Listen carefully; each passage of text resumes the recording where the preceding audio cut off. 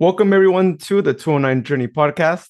I'm your host, Luis Urbano. And before we get started with today's podcast episode, if you're not following us yet on social media, please give us a follow. You can find the podcast at the 209 Journey on Facebook, Twitter, and Instagram. Also, if you're not subscribed yet to the podcast, please subscribe to it wherever you're listening to it right now. Also, if you'd like to leave any reviews for it, you can actually be able to leave reviews on a couple of different platforms. One of the popular ones is Apple Podcasts, where you can actually leave a rating, a comment as well. And so I invite you to do so there. If you'd like to see future guests appear on the show, people from around the 209, then feel free to leave your comment with the individual's name there on your review as well. And I'll definitely do my best to try to get them on here on the podcast. Also, to everyone listening right now, if I could ask you to do one thing that would really help the podcast out a lot, that would be to actually share this podcast with a friend, invite them to listen to the show. Even just inviting one person makes a big difference, and it would really help the podcast continue to grow every day. So thank you so much to everyone who does listen to the podcast. I really appreciate you for all the support that you are giving to the show. And with that being said, let's go ahead and get started.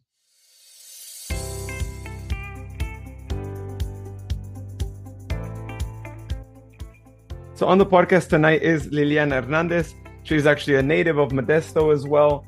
She is a singer, and she was in two Spanish TV shows that aired back in 2016 and 2017 called Va Por Ti and La Reina de la Cancion. They were actually two shows that were in Univision.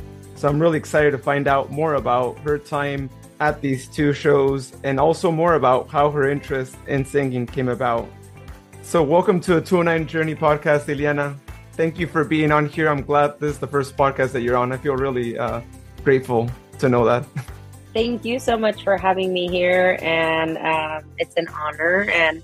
And I'm super excited to be part of your podcast. Thank you. Likewise, I'm glad that you're on here. I'm really excited just to hear all the stories. I mean, I saw you on TV. I saw you on replay on YouTube. Some of the people that managed to put that on YouTube. I don't think it's there anymore, but it used to be. So, but before we get to that, I want to get right to you letting me know a little bit more about what it was for you growing up here in Modesto. I'm from Modesto as well, born and raised. And so I'm really curious to hear your story and how it was for you here. So I was also born and raised here in Modesto, California. And I grew up with my three older sisters who are 13 years apart, 9 years apart, and 7 years apart. I went to El Vista Elementary. Following El Vista, I went to La Loma Junior High. And from there, I went to Johansen. And throughout my childhood, I always loved playing sports in addition to singing. So I was always playing volleyball, basketball, and soccer. So in my junior high years, I did volleyball and basketball and track. And then once I transitioned over to Johansen, I did volleyball, basketball, and I switched track for soccer. Growing up, I've been singing since I was 5 years old. So it's actually a funny story because my dad is a singer. And so he used to be the lead singer and keyboard player for Los Invencibles, which was a band that him and one of his brothers and friends had created. And so they would play like cumbia type songs, also romanticas. And so anyway, when my sisters were born and stuff, my dad always wanted to, we were just a musical family. And so my sisters would sing. And my dad is like super hardcore on singing. Like he's really, really good. And so he would tell my sisters like, no, this isn't how you do it. You got to do it like this. And so, when I was born, I was little and my sisters would get frustrated because my dad would be really strict on that. And so they'd be like, I don't want to sing anymore. And there I was little and I was like, Dad, I can do it. Like, I could do it. Like, I could make you proud. And so my dad would just ignore me because he's like she's little still, and probably didn't think anything of it. He was focusing on my older sisters. And then I was like, Dad, like I could do it, always telling him. And my sisters would still be frustrated. And then he finally, one time I just sang one time here in the living room. And he realized, like, oh, shoot, she actually could sing. Like she was being serious, And so from there, that's like where my passion started for singing. I kind of jumped around, but my dad is also a construction. He works for construction at Stanislaus State. So he's been with CSU Stanislaus for about 30 years. The reason I bring that up is because, well, we were a family of 6, and we lived here in the house that I still live in, and it was a 3-bedroom, 1 bath, and it was a very small house. And my dad, actually, and with my mom also, he built a house around our house. And then we lived in half of our house for a year while we were building the other side. And then once we built the other side, we lived on the other half. And it was crazy because it's like, I mean, if people that see my house now, they're like, oh, is that house always like that house doesn't look like all the other ones here? And so my dad is super talented, construction wise and musically. And with the help of my mom and all of my sisters too, like that was what we did every weekend. I was younger, so I didn't have as much responsibility as my sisters. But like putting in tile into the ground, putting up our block fronts, and he built it from the bottom up. And so everything here is like super customized. And like I said, my dad's super talented. But yeah, that's kind of a little bit about growing up and my family. Wow, that's really awesome. Like to be talented in not only singing, but also construction work. Yeah, you're set. Yeah, I'm very fortunate. And, I'm waiting till I can build my house one day so my dad can help me. Yeah, that he's would be super really cool. Creative. I was going to ask you, I know you mentioned that he heard you sing for the first time. Do you remember what song that was that you sang? I don't. Okay. I don't remember what song it was, but it and the reason why it might be Te Quedó Grande la Yegua. That was like one of the first songs. That was my first song I would ever sing when I was like 5 years old. I would sing it at parties, family parties. I would sing it with the mariachis that they would hire. So that's kind of where I started, like at my family parties. Once they found out like I could sing, like that's where I would sing at family parties. So what you're trying to say is that there's probably a lot of video of you back then that yeah, I actually have not so much video, but like when I was that little. But there's pictures like of me was singing with the microphone and the mariachis in the back. Yeah, like stuff like that. Well, that's really awesome. And I mean, look at you now, right? It's like you went a long ways, right? But really, it all starts when you're younger, right? I mean, at that age, right? To show your dad that you knew how to sing, that's something else at 5 years old. I don't think a lot of us weren't really even speaking all that well. Yeah. Yeah, and it was just funny because he's like, no, like you're still little. And I was like, I could do it. And so I just was like, I'm going to just do it. And then he heard me. So before I get right to your time in the 2 shows, and yeah, I'm making people wait, but it's going to be worth the wait. Trust me, everyone. That's okay. But I want to hear, what are some of your favorite songs that you like to sing to? And feel free to say as many as you want. And I know it's probably tough to say all of them, but say as many as you want. Yeah, I would say Te Quedó Grande la Yegua has been one of my favorites. I think it's Alicia Villarreal who is who I originally heard sing that song. And so like I mentioned, that was one of the first songs that I had sang when I was little, and I still like to sing it to this day. And let me see. I want to know. I want to know if it's her now. Then it's gonna drive me crazy. But don't you hate that? Like when you know, but like you're like, oh, can't. Yep. See, I was right. It's Alicia Villarreal. That's it. So Oh, yeah, Te quedó grande la yegua. And then another song that I like to sing is Decitus. It's called Decitus. And the reason I like to sing that one now to this day is because I was in like a singing contest here in Modesto. And so, and I was like 15. I was 15 years old. It was called Proyecto Superestrella. And this was, I was 15 years old. And so I was the youngest participant in the entire contest. And I won the entire competition out of 90 participants with that song. So that's one of my favorite ones I like to sing too.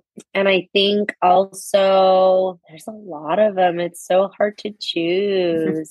I think Ya me vas a dar si vuelvo. That's also one of my favorites. Just because I feel like it's so powerful. And Te voy a olvidar. I can keep going, but yeah, I have a lot of songs that I like to sing, but those are some of my favorites. And then in English, my favorite song was Listen by Beyonce.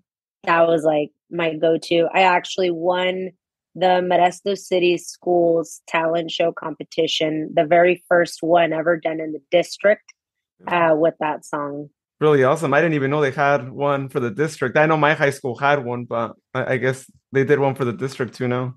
Yeah, so that year, and I actually still have one of my trophies. That year, they decided to do a district-wide talent show. And they would select someone from every school. And I represented Johansson. And so I performed at Enoch's High School out in the stage area in the quad. And I won first place with that song. I know that you were able to sing with your dad at the Gallo Center. And I mean, that must have been a really amazing moment, but just tell us more about how that went down, how you were able to participate in that event, and just how it was to be able to sing with your dad in front of so many people. That's a funny story. So growing up, my dad has always been like he's a little bit more serious, unless like, you really, really know him. When my dad says no, it's like no. And so one time I told him, I was like, hey Dad, like they're doing a talent thing at a talent show at Gallo. I was like, we should do a duet. And I was like, come on, let's sign up. He's all, no, I'm not gonna do it. And I was like, are you serious? And then I just was thinking that I was like, okay, whatever. And then I took a couple days and I was like, I'm going to just sign them up. I'm like, whatever, I'm going to sign us up. So then I go and I tell him again and I'm like, Dad, like we should do it. And like, he kind of has that, like, cause my dad like loves singing and like, but it had been a while since he had, been like a performer, like in front of an audience. And so you could tell his wheels were turning, but, he was like, no, I'm not going to do it. And I was like, well, too late. We're signed up. And I was like, yeah, we're signed up. I'm like, oh, well. And so this is a little bit like once he's already gotten older at this point. So he kind of mellowed out like more. Maybe if it was like years back, he'd be mad that I signed him up without telling him. But he was excited for it, I could tell. But yeah, that experience was super cool because my dad and I never really sang like duets together. And so that actually, the song is called El Destino and it's performed by Rocío Dúrcal and Juan Gabriel. And so that song was originally like him and my sister's song. So my second oldest sister, she also sings. She was probably one of the ones that actually pursued it a little bit more than my other two before I did. And so they would sing that song as a duet, and it was like it's super beautiful. And so I told him like, let's sing that song. And so that's the song we performed at the Gallo Center. It was like a magical moment because I never really imagined myself performing with my dad, like on a, at a stage like Gallo, you know what I mean? And so when we were going to the practices and doing the rehearsals, it was really cool to be able to share that with my dad because we share that relationship. Our relationship is very musical. So when we talk, it's like always about music. Like, oh, did you hear this song? Like, oh, do you think I should sing this song? And like, my dad is like, yeah. So when we performed that night, it was a crazy. I can't even explain it because it was something that I'm super grateful for that I was able to share a moment on stage with my dad. And like, I know that my dad felt that excitement that he had when he was younger. And I know he loves that. Like, he loves that feeling. It's like an adrenaline that you get when you're on stage. And just like a side note, like my dad was supposed to, they offered to sign him when he was 8 years old. And so he didn't sign, like his mom, my grandma didn't sign because, there's a lot of legalities that come with that and, rights that you kind of have to give and being able to take him whenever you want and needed. So, they didn't sign. Yeah. So my dad always, I know my dad would have made it. If they would have keep going right now, they would definitely make it. Yeah. Well, I mean, that's really awesome that you got to share the stage with him there and that you you signed him up and I'm glad that Yeah. he was excited at the end of the day. Yeah. At the end, not during the process. After the performance, right? It's like all was good. Yeah. And I got to watch it too. It's on YouTube if anyone wants to actually watch it there. I don't know if it was a friend of yours or who put it up, but there's a video of your dad and you. I don't know if you knew about that, but it's there. Yeah, I think my aunt put it on there. My aunt put it on there because my cousin was also I think she was also in the competition also. So yeah, it was my aunt. But yeah, I'm gonna have to share that video. Yeah, well, that's really awesome.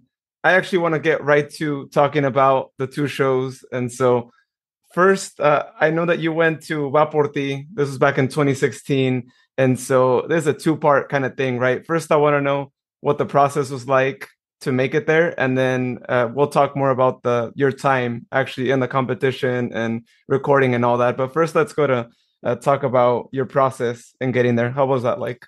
Yeah, so the process, if I remember correctly, I think it was in San Jose where they had the auditions. So I think I saw my mom must have seen it on TV.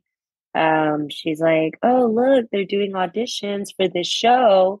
And I was like, "Oh, really?" Like, and I always wanted to be on a TV show, like for singing, because I've seen like The Voice and all that stuff. And so I was like, "Oh, it's in San Jose, like cool." I'm like, "Okay, well, let me ask dad if he'll take me." Because I had just turned like 18, I think. And so I always ask my dad, like, oh, "Okay, what do you think?" And he's like, let's go try it. So we go to San Jose, and I want to say it's like at the Marriott it was at a hotel. And so we went in the morning. We didn't even go and stay the night. We went, and in the morning we were in line. You go through all this paperwork and stuff, and then you're just waiting to get an audition. And hopefully, you get to make it to the audition and time doesn't run out. So that's why you go early. I go in there, we go in a room, and they take us in a room and they're recording. And they're like, "Oh, like anybody want to sing a song or anything before you go and audition?" And they were recording, and I was like, "Sure, yeah, like I'll sing a song." And so I sang part of a song, and it was just super cool because it kind of relaxed me a little bit, like a little I guess like a warm up. And everybody in there was like, everybody before that, before we went into that room, while we were waiting to audition, in another room, it was a waiting room where everybody was, and everybody was like singing and stuff, and I was just sitting there like quiet. I feel like it's like a tactic sometimes like when people are like, "Oh, like you want to like let me hear you sing a song," like that's a tactic, I feel, to wear your voice out before your audition to Mm. to increase their chances of being selected. So, and that's something like, my dad has kind of gave me insight on and stuff. And so, because these people would like, be showing out like in front of everybody else. And I'm like, no, like I'm good, like I'm going to save myself for my audition. And so, or people are just curious to know, so when we went into that room, I like kind of revealed myself, and it was just super cool because people were probably like, "What the heck?" Like I didn't expect that. Like there was this girl that was like, "Oh," the girl that was sitting next to me that had asked me. She's like, "Oh my god!" Like I didn't expect that. And so then after that, we went into after you got pulled from the first waiting room, then you went to the second one. Then from there, you got pulled into the audition room. I want to say we would go in groups of like 5 or 10. And then from there, that's like you had to sing in front of everybody, like right there. And you would sing to the judges. And I remember I can't remember what song I sang. I want to say it was probably like, I think it was Te Voy a Olvidar. Because at the time, like that was like the song that I really liked. So I sang Te Voy a Olvidar. And then, yeah, I can't remember if they told me there that I made it or not, or I think they called me. I want to say they called me. So I left from there and then I came home and they ended up calling me and telling me that I was on the show. So yeah, that was a process of auditioning. Well, I do agree. I do think that that is a tactic. Now that you mention it, it's got to be because why would you want to hear someone else sing, right? It's like each Exactly. one, you already have what you Yeah, have when you get there. It's not like you're gonna change. exactly. Yeah, and it's crazy because like I said, like I've even gone to the American Idol one and I went to The Voice and it's always the same thing, like everywhere. And then they get to their audition and like their voice is already like hoarse and yeah, it's hard for them to they don't have the same potential they had when they first got there. So yeah, I think it is, but If anyone asked me, I would be like, before I sing, I want to hear you sing. Since you're yeah, asking, how about you sing first? And then you could spot, right? Are they being real or yeah, yeah, because if they don't want to sing, then you're like, okay, well, exactly. I'll say you could use their excuse, right? If they're like, oh, I want to save my voice, well, I want to save my voice too. So there you go. Yeah. So you get the phone call, and then how long after do they fly you out to the recording area? And where was the recording area? Yeah, so for the Vaporti, it was in Mexico City. So I left here. They paid for the flight. That was actually the first time I ever flew. Oh, wow. Yeah, that was the first time I guess I flew like when I was a baby, but I don't remember that. So that was my first time flying on a plane, and then I was by myself because I had to fly by myself over there to Mexico to Guadalajara. And or yeah, I think that's where I flew in. And then we stayed in Santa Fe, Mexico City. So Santa Fe, we stayed in some like condos. And where we would record at Televisa. So that's where all the novelas happen. That's also where La Voz takes place, La Voz Kids. So yeah, that's where we're staying. Oh, that's interesting. First time flying, but so you gotta get on Yeah. the plane. Yeah, but I was excited. I was excited, but I was nervous. But I was excited because it was something that I was doing. Like I felt like I was doing something like on my own, you know? So when you get there, you get to a studio. How long were you there for? Because I know we see everything weekly, but like how quickly do they record, or what's the behind the scenes that we don't see? Yeah. So I was there for like maybe 2 months, maybe a month and a half. I would have been there longer had I stayed in, but I was there, yeah, for about a month and a half to 2 months. And then as far as the recordings, so we would record, so basically we would record the whole show, and then it would be live, like it would be aired probably like, I think like the next 2, 3 weeks. Yeah. So a lot of the first few weeks it was doing a lot of promos and advertisements. So it was about like a lot of recording about yourself, like bios, pictures, and all of that to start advertising. And then we would record, and then it wouldn't air until, yeah, like a week or two after. I'm sure like after all the editing and stuff. But yeah, like a day there in Televisa. So what we would do is we would wake up, they would tell us, okay, you need to be here at the car downstairs by like 6 a.m. Sometimes we were there at 5 a.m.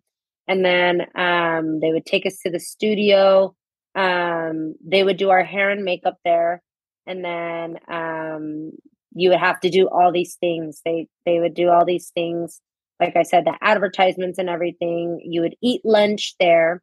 And then throughout, like I saw a couple of actors and actresses there. It was Eugenio Derbez's son. I think his name is Eduardo. Yeah. Eduardo Derbez. And who else did I see? Sebastian Rulli, David Cepeda.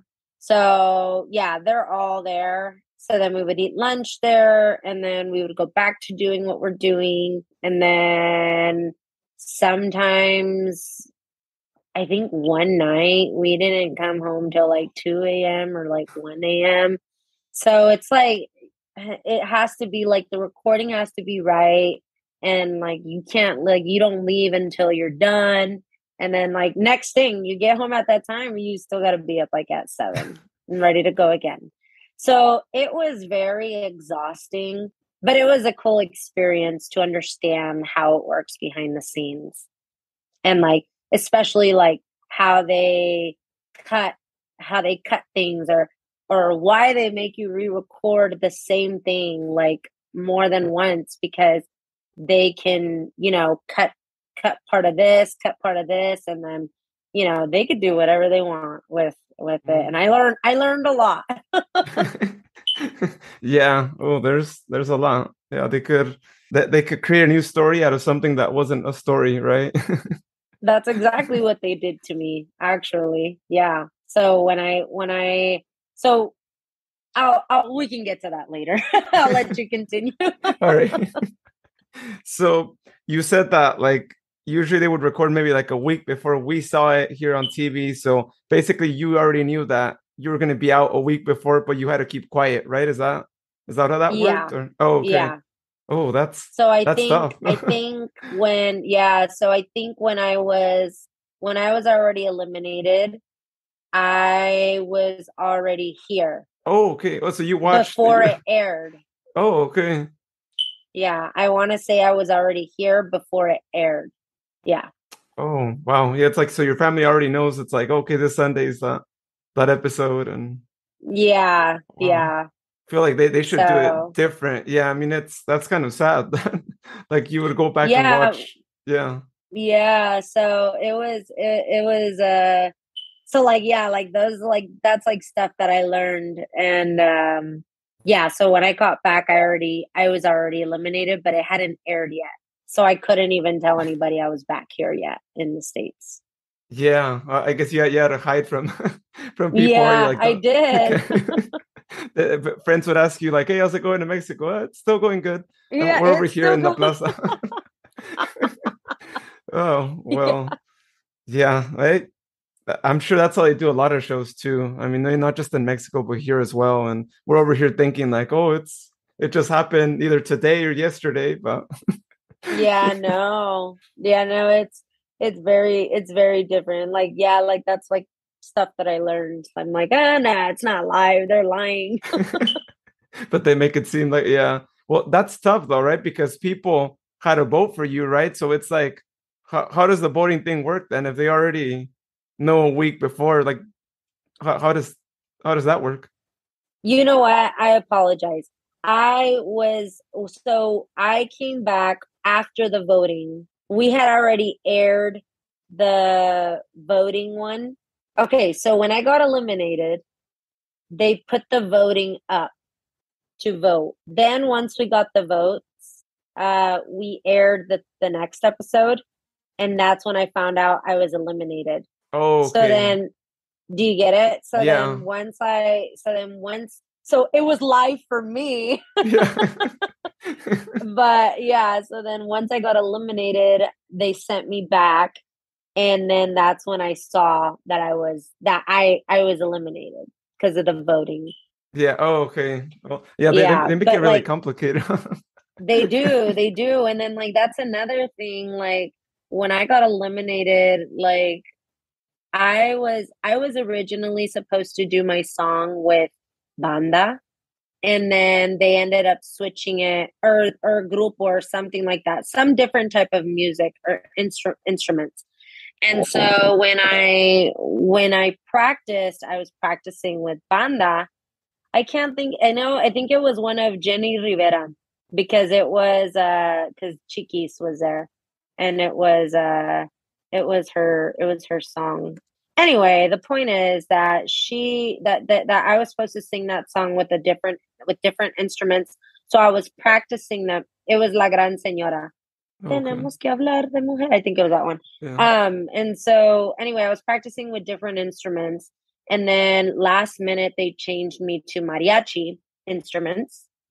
And then I was supposed to practice. And then I was supposed to practice with the new instruments, with the different instruments. And then I didn't get to practice because they took me late. They took me late to go practice. And so when I got there, the producers were like, no, like we don't have any more time. Like she can't practice right now. And I was like, well, how are you guys gonna I didn't say anything because I was like, okay, this is my first show. Like I don't want them to think I'm being like a drama queen, like I'm being a diva that I didn't get to practice. But really that was unfair because the introduction I didn't know when to start because the music is not live. They have a mariachi back there, but it's not live. They're not actually Mm. playing. They just make it look like they're playing, and it's just a backtrack. So it's already pre-recorded. So that's why in my video I missed my cue to come in. I came in late. And then that's when people could tell that I came in late because it was a backtrack. Which actually, if people who know music would know that that would be the mariachi's fault if it was live, because the music always follows the singer. But I know it's a lot too, so it's kind of complicated. It's kind of complicated. Does that make sense? Yeah, that makes sense. I mean, it's sad that they do that. I've heard rumors of them kind of doing it right in other shows or like the more smaller studio shows, but when you hear it done in a competition, I mean that to me is like, come on, like you could do it Yeah, live, like it's gonna sound better and it won't sound so fake. Well, everyone's learning this right now, right? So we're all exactly. Yeah. And I'm like, I mean, you're already paying them to be there to pretend like they're playing, like, might as well play it, you know? But I yeah. think they're worried that they're gonna mess up on TV. And so it's like, I don't know. But anyway, so then that was like the biggest thing that I was criticized on because I started late on the song. But yeah, I could, and then after, when they asked me like, oh, like, how do you feel about being eliminated? And I was like, well, I was basically kind of like, well, it is what it is. Like, I couldn't say like, oh, they didn't let me practice. Like, they're going to cut that out. Right. Yeah. So I was just kind of like, it is what it is. And so then they flipped my entire story, and then they put the title saying like, oh, Liliana ya estaba lista para irse de la competencia. That I was already ready to go. I was like, that is not what I said. But okay. So I was like even more frustrated because they totally twisted what I said. And that's why you have to be careful on like how, like what you say, like with the media, because they can twist everything. And especially when they make you like re-record it multiple times, they can grab this, and this, and they can make it sound like you said that whole sentence. So Yeah, that's so scary. Don't worry, I won't do the same here, but yeah, but it is I hope not. right. Um, but I do have to say, I mean, the larger media, yeah, it's sad that they twist all those things. And let's just say I'm never going to view anything from Univision in the same way. I think after this, not that I was really fond of them because I have my own thing with them sometimes, but Yeah, I just yeah, I mean they shouldn't do that, and yeah. I know. And I mean, I don't know. I can't remember because one of my friends made it to she was, I think she got third place. So I can't remember if in the finals it was live music. I doubt it, but maybe it was. I'm not sure. But yeah. It should be, yeah. I mean, I know I'm a fan of La Academia. You probably heard of them too, Hmm. right? With the TV Yeah. Azteca, and they claim to be live. I want to trust that they are live, but I'm not too sure. But I know, I mean, they claim to be live, and they have an audience there. I don't know if it's true or not now, but they seem more legit. But I guess we'd have to talk to someone to know if that's really how it looks like. That's another thing, the audience. Oh, what about the audience? We'll get to that one later.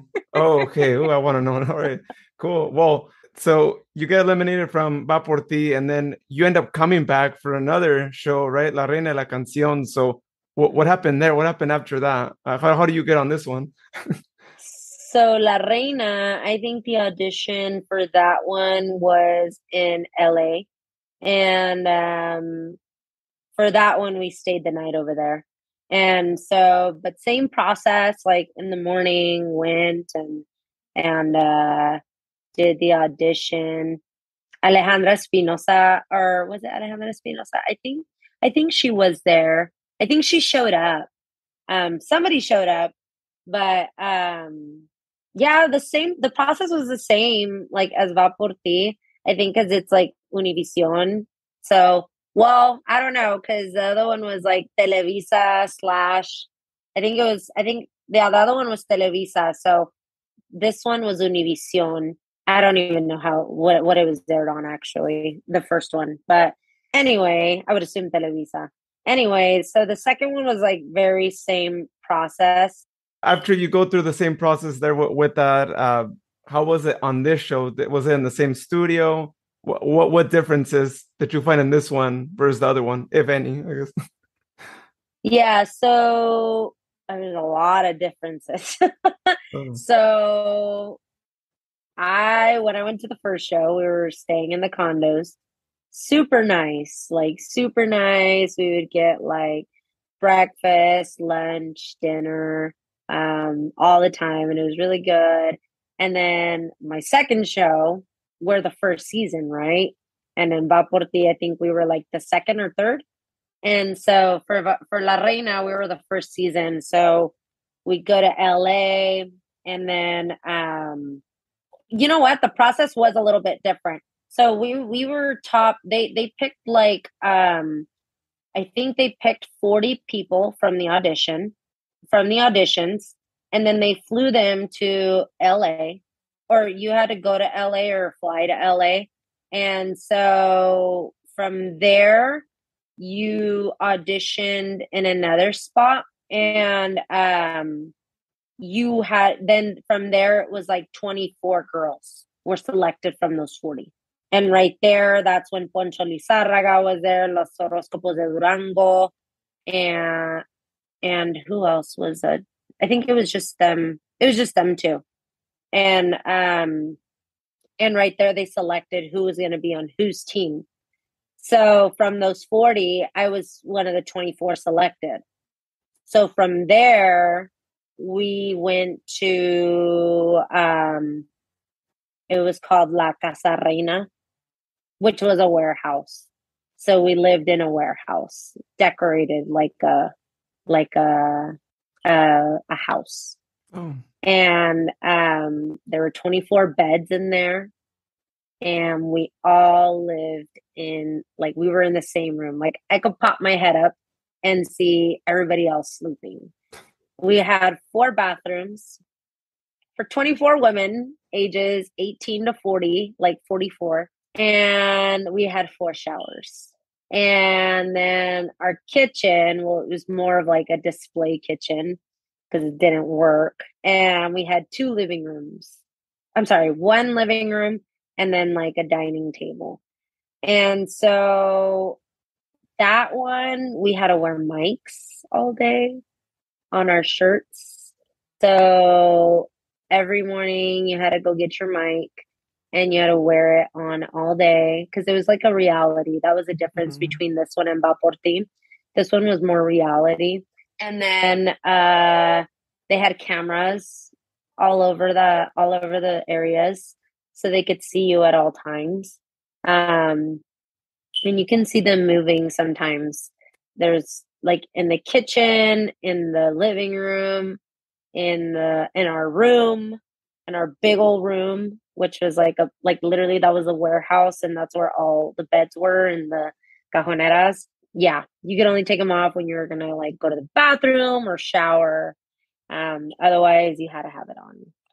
Another major thing, they took our phones when we started that show. So we couldn't talk to our family for like, I think it was like 2 months also, for 2 months. Until like after a month, once there was less girls, they gave us like a phone call a week. It was like jail. That was like jail. I was like, okay, I feel like I'm in prison for this. Wow. But yeah, they would let us make a phone call once a week, and it had to be on speaker.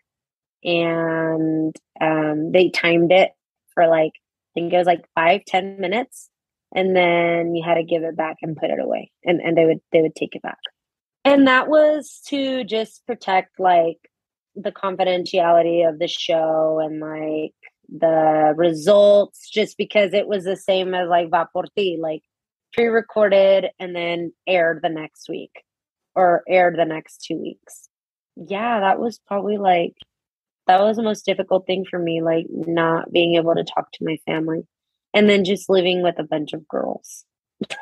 Wow, a yeah. lot of estrogen in a room. And you couldn't leave. Like you couldn't even go outside, or like you had to ask someone if you could go outside because you couldn't leave. And then they would occasionally take us out because they would give us money every week to go buy like snacks or food. Like we would buy cereal because that was the only thing we could really get, because we couldn't use, there was no stove, like no, like none of that. So we would just get cereal. And then yeah, I can't remember what we would eat. They would bring us, I think, stuff to eat, but it wasn't always like, it wasn't what I preferred. So I would just get like stuff from the store and get it. But yeah, they would do our makeup there. Downstairs was the makeup room. But yeah. Well, you're right. It sounds like a glamorized prison of sorts too. Wow. Yeah, and see, those are things that no one knows, right? I mean, we're just watching a show on TV, but you don't see like all the restrictions that they do, which, you know, like you said, yeah, they don't want things to leak out, but that's why you should just do it live. Like forget all that too, and just do it like that. And you know, if a slip happens, right? In fact, I think if a slip happens on a live show, people actually can relate to that, right? And that's actually They probably can good. respect that. Yeah. It shows that no one's perfect, right? And that the picture that they're trying to paint is not the reality, right? So Yeah, no, I agree. I agree. But yeah, I don't know. so how long were you there for, and how was the elimination on this one versus the other one? So I was top 13. So I was literally one of the border ones to go to Miami for the finals. And so when I was eliminated,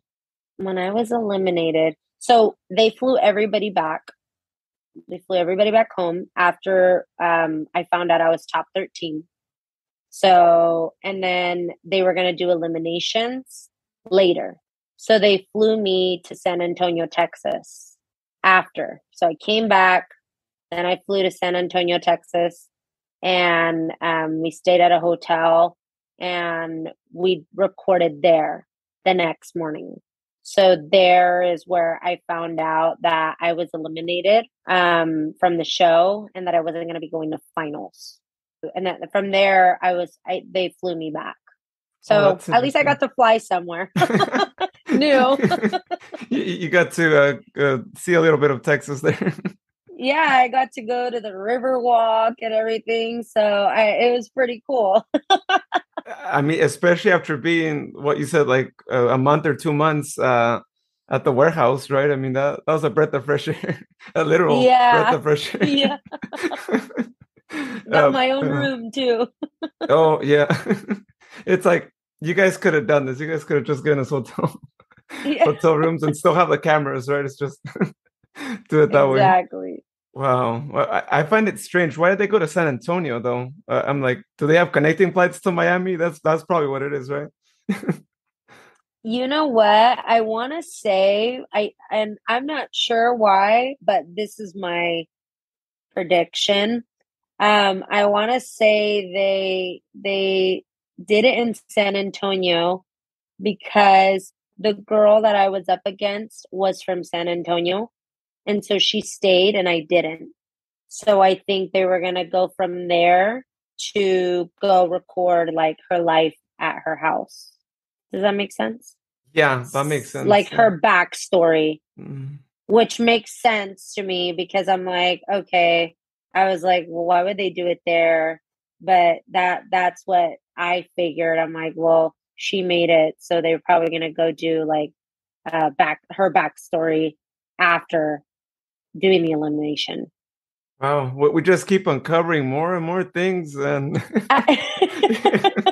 Well, I'm not sure, but that's my yeah. prediction, and it makes sense, but it makes sense to me. So who knows? Yeah, I share that prediction with you too, because not that San Antonio isn't a great place. I mean, I haven't been there, but I mean, why would they go there and not go to Random, LA or I don't know, Chicago or yeah, just to Miami? Like straight up, just go there. yeah, yeah. Yeah. Oh, interesting. Well, I know you mentioned something about the audience, and I really want to know what it is that you wanted to mention earlier about Yeah, them, but what is it? so the audience, so the first one, I didn't really like think anything of it. I was like, okay, maybe they just let people in, but I'm like, no, like they have to like pay them to be here because they're not gonna just let anybody into Televisa, you know? So Hmm. then I was like, whatever, I didn't say nothing in the first one. And then on the second show, I was like, oh, well, like, can my family come and watch? Like be part of the audience, and they said no.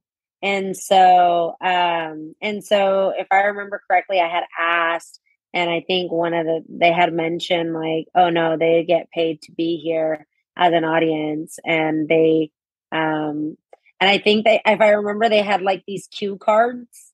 They had these cue cards for the audience, so they would like respond to the cue, like applause. Like if it's at applause, like they're applauding, stuff like that. So yeah, and the only reason I knew was because I asked if my family can come, And they said no. Like they couldn't even come visit me, like to say hi or anything. I couldn't talk to them. Wow. That was crazy for me. And I'm glad I didn't glad I didn't go to Miami because I went my friend, she's the one that won. And we became really good friends like since the start of the show before we even made it to top 24. There were some girls that had like long hair and they cut it, they dyed it, they did like all these changes and like, well, you can't say no because like you signed that you basically are going to do what they tell you, you know? And so they did like major changes to them. And I'm like, no, like, I'm glad because I wouldn't want anybody to cut my hair, dye my hair, and then mess it up. And so after I heard that, she was like, yeah, dude, they were like pretty like hardcore over there.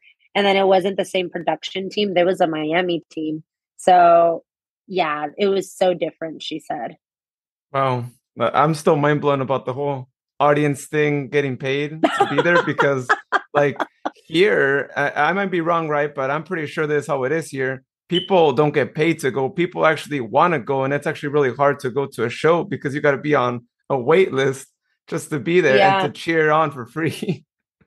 Yeah, Wow. exactly. Yeah, because I was on The Price is Right, and I was like, do you think these people like? And I tried it. I was like, whatever, I'm gonna sign up one day. And we were in The Price is Right audience, and it was so different. Like that was like live. That felt live. It was cool. Anyway, that was a side note. Oh, that's cool. And I didn't know that too. But you didn't get to participate though, right? You're just audience. I didn't get to Oh, participate. okay. We weren't picked, but we all got a free iHome for just going. Oh, wow. I didn't know that they also did that. Cool. Well, I I want to know, go there one yeah. day, so we'll have to you have to pass me the link on where I can actually Yeah, apply. it was on my bucket list. So yeah, I was like, I'm gonna do this, and my parents went too, so it was cool. Yeah. You'll have to go try it. Oh, yeah. I mean, I'll still watch that show every now and then. It's still fun, right? I mean, they have modern products Yeah, it now is.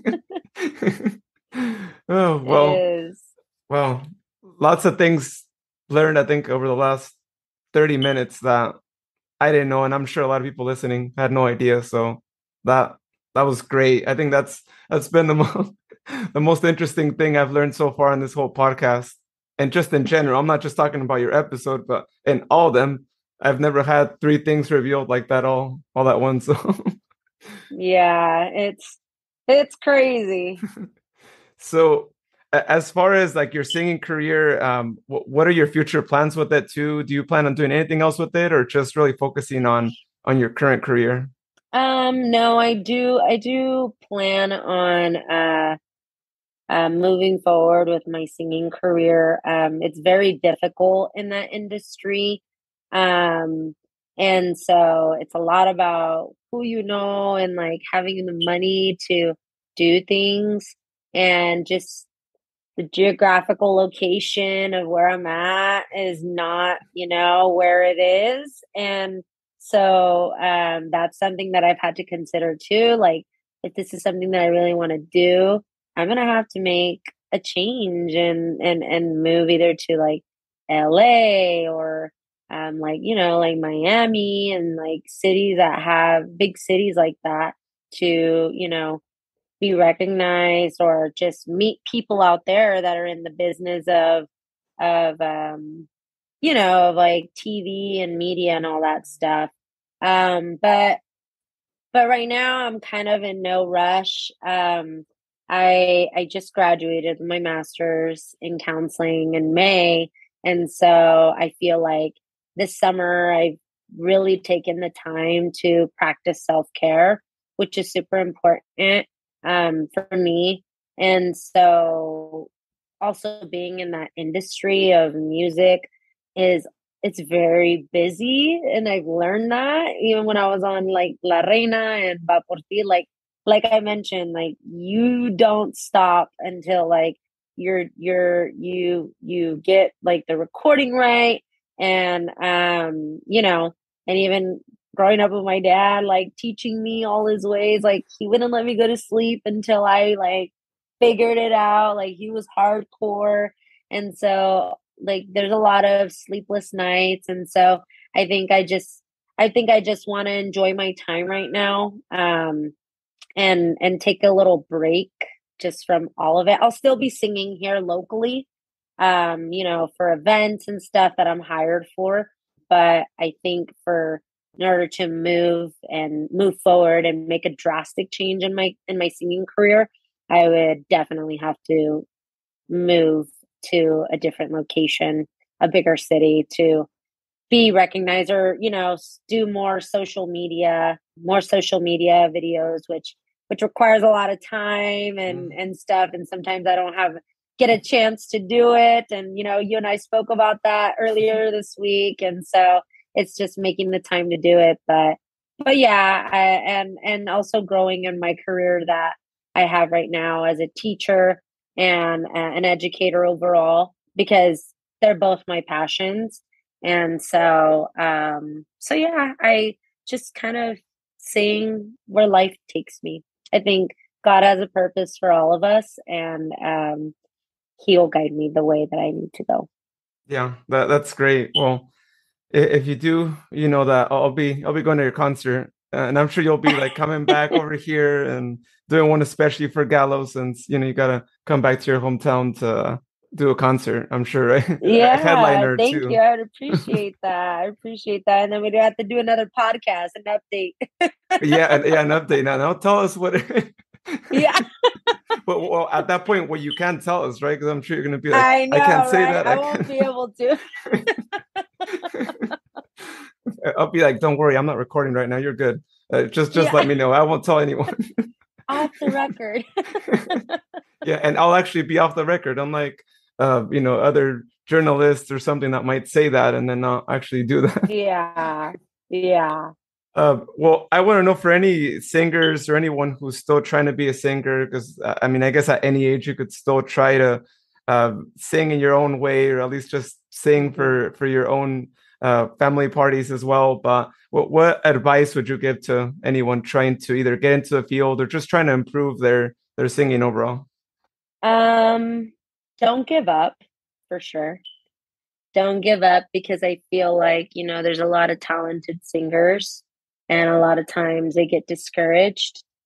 All my life I've had people tell me that I'm like negative comments about my singing. And so it's really important that you stay strong and that you don't give up, and that you follow your dreams, and that you continue improving any way that you can, whether that's taking voice lessons or acting is a big part also in singing, especially when you're trying to interpret a song and make the crowd feel it.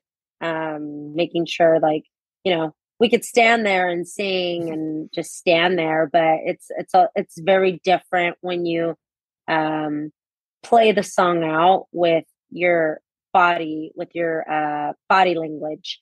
And so thankfully I have my dad, and if you have someone there like to support you that is knowledgeable in music, definitely soak in everything you can.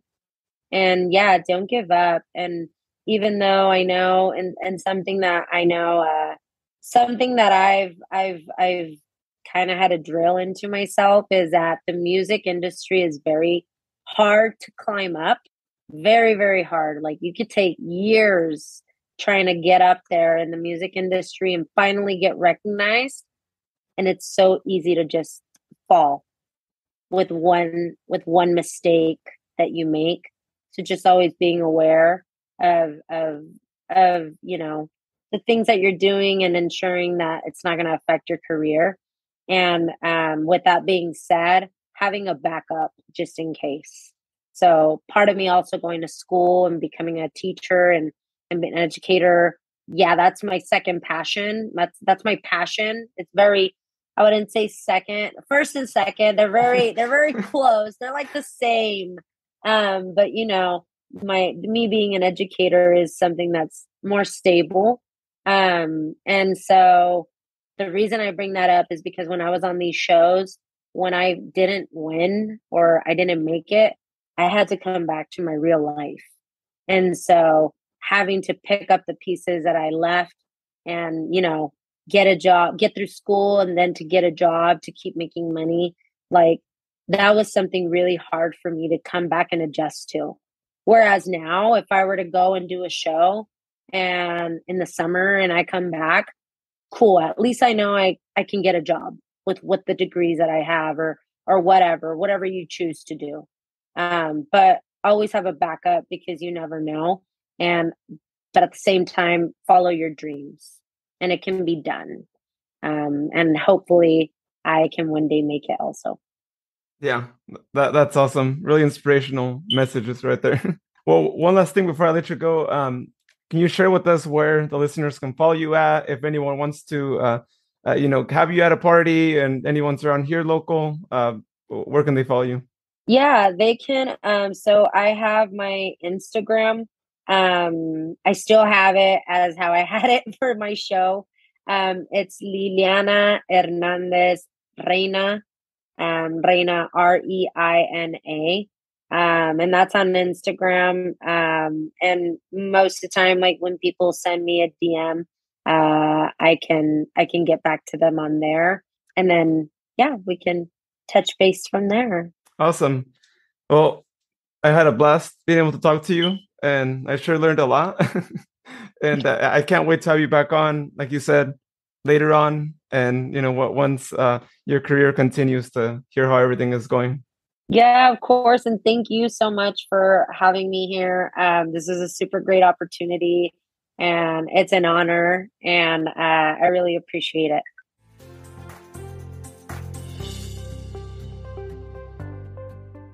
Well, once again, thank you so much to Liliana for being on the podcast tonight. Really enjoyed hearing all the stories of her participation in these 2 shows in Mexico. And we really learned a lot about what it's like to be a part of a TV show like the ones she was a part of too. And I find it really inspirational just in general, her story, starting singing at a young age, showing to her dad that she could be a singer as well, and getting that opportunity to be on stage with her dad, I think is a really special occasion, especially doing it at the Gallo Center for the Arts, who, if any of the listeners aren't familiar with what that is, it's actually the best venue here in Modesto to perform at. And if you get a chance to be there, whatever your performance is like, it's something else. They have a couple of different stages there. And when it's a packed house, I mean, you could really feel the energy there at the place. So I can only imagine how memorable and amazing that moment must have been.